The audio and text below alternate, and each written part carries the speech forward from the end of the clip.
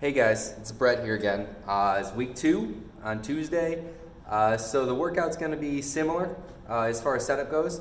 We're going to do everything's 20 reps, and if it's unilateral, so if it's one side, then I want you to do 10 with one side and 10 with the other. And your goal is around 4 rounds, so get like 3 to 5 rounds of this. And just like I said yesterday, what you can do is you can set a timer and try to get as many rounds as you can in that time, or you can just set yourself a round goal and go a certain number of rounds and record how quickly it took you.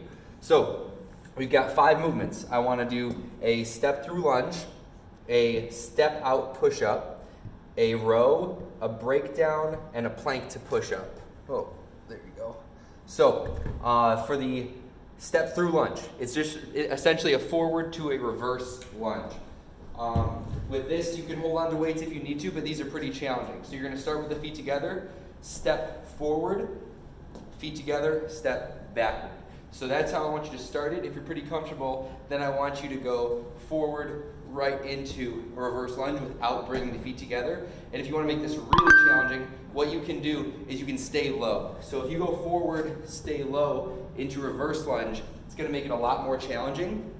And as far as form goes, remember, your feet are on railroad tracks, not on a tightrope. So when you step back, your knees and ankles should be under your hips. You should never be on a tightrope. All right, so that's movement number 1. You're gonna go 10 forward and back one side, 10 forward and back the other side. Second movement is going to be a step out push up. So you can do this on the knees or the feet. And with a step up push up, I'll show you going this way. You are going to give me a regular push up, step to the other side, push up, step back to that first side, push up. So you can do this on the knees, and I want a total of 20 of those. When you go up and down just like a regular push-up, your hips and your shoulders should be moving as one unit. So your body should look essentially like it's in a plank. Third movement is going to be a row. So this is going to be different for everyone because depending on what equipment you have at home, it's going to vary a little bit. So if you have a band like this or one with handles, you can wrap it around something, and you can either give me 20 rows like this. If your band is too easy, then you can just use one side to make it more challenging and give me 10 on one side, 10 on the other. If you have a weight, then you can go into that split stance with your hand on the knee, rowing straight back.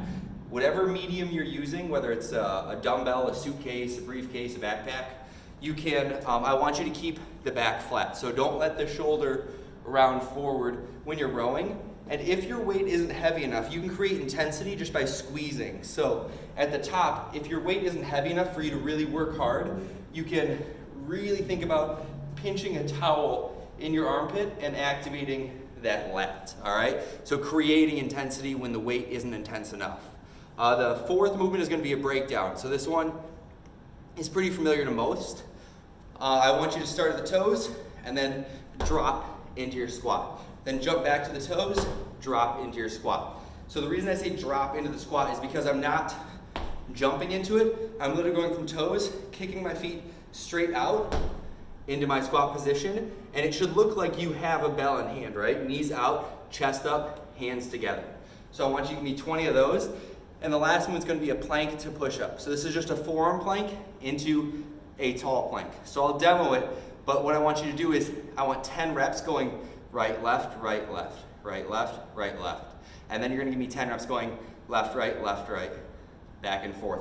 So what this looks like is keeping the hips steady. I don't want them wobbling too much. And then just like the push-up, making sure your butt isn't super high in the air and making sure when you go up, you're not letting the hips sag. So I want the whole body moving as one. So those are our first, those are the 5 exercises you're going to be doing for the 4 rounds. And then at the very end, I want you to do these last 2 exercises for 2 rounds. So we've got a hip flexor raise, and that says up to down dog. So for the hip flexor raise, a lot of times with tight hip flexors, they're also weak. So what I want you to do is find a wall. You're going to sit all the way up against the wall, so there's no space back here. Keep your hands on the ground, stay nice and tall, and then I just want you to raise one leg up and then down the other leg up, and then down. So I want 10 of those per side, and you're gonna alternate, so right, left. When you do this, your hips are naturally going to scoot away from the wall, so every few reps, reposition yourself, and when you lift that leg up, make sure you're squeezing the quad. So squeeze the quad, lift the leg, and back down. I'm not expecting that foot to get very high with these, just go as high as you can. And then the last movement is just an up to down dog. And this is more for mobility, more for like joint health than it is for intensity or like building muscle. So I want you guys to take your time with these. So I want 10 back and forth. And when you do this, I want you to, when you sink back, drop your heels to the ground, feel the stretch in the back of the legs, take a breath or two, and then bring the knees and the hips to the floor. Look up to the ceiling so that way you're feeling a stretch even through the neck. All right, so you can be 10 of those back and forth. Just finish with a quick 2 rounds of that. Nothing too intense. Bring the heart rate down a little bit, and that is it. Hope you guys are enjoying the workouts. See you next week.